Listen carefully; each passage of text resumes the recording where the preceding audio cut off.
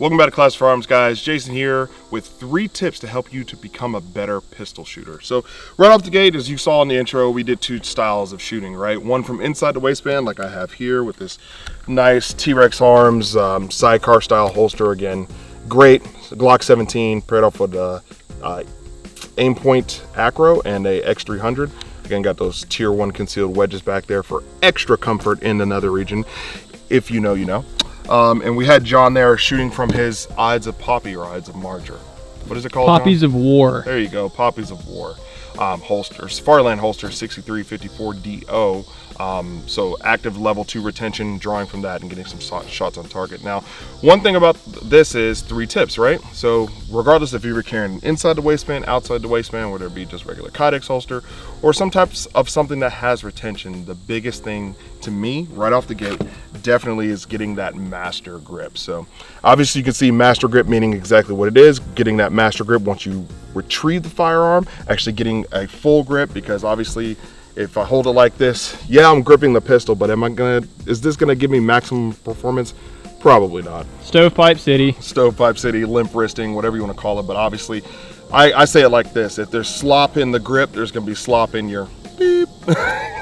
So there's obviously when it comes to that. But give or take, regardless of whatever pistol you use to actually train with or practice with or you conceal carry with, make sure you do try to get a master grip on it. Now, obviously, how do you establish a master grip?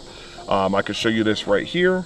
So first thing I want to do is take my dominant hand and make sure that's going to be my retrieving hand. That's the one that's doing all the work really right now until my support hand comes up. So once the support hand comes up, obviously, you know, economy of motion, you want to try and punch out and go to work, right? I know, kind of crazy, but I give this one a nice little tuck right there, finger over finger, thumb over thumb, and also knuckles over knuckles, where they both come together and meet, and then I put these together, and then once this transfer happens, I then put a little bit more into my support hand and release on my dominant hand. The reason why is I don't want to be gripping the ever-living bejeez out of this thing, because that's going to happen is going to cause me to have inadvertent movement when it comes to my wrist when I need to manipulate this trigger.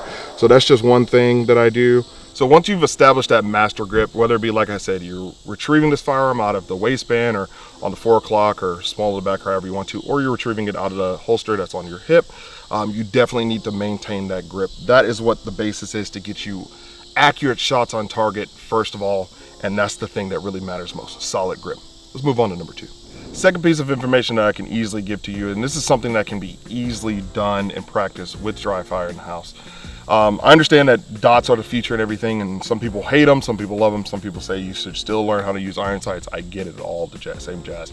But proper sight alignment is definitely what folks should focus on, whether or not you're shooting red dot and or irons. So when it comes to, say, proper sight alignment, obviously equal height, equal light, that's great, but maintaining, you're not trying to thread the needle at both ends. And when I say that is, obviously this is in motion, right? When you come in to draw and you're moving all the jazz. But when you actually bring this to your eyes and when you come up and do this, you probably don't want to start shrinking your head and doing all this extra movement, because if you think about it, I mean, you're trying to match up this to happen. So if you're trying to match up this and this is just in your hand, imagine you adding your head into that. It's going to shake it up and make you have a little bit longer time to get that sight position.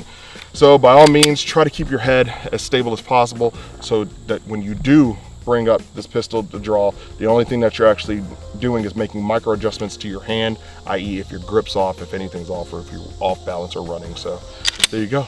Second tip. Let's move on to number 3. Third tip is definitely going to be proper recoil mitigation. Now, when I say proper recoil mitigation, obviously you can get up here and brawled up and make sure you're as tight as possible, but is that really the most beneficial thing for you in recoil anticipation and also controlling recoil from the pistol? Probably not, right?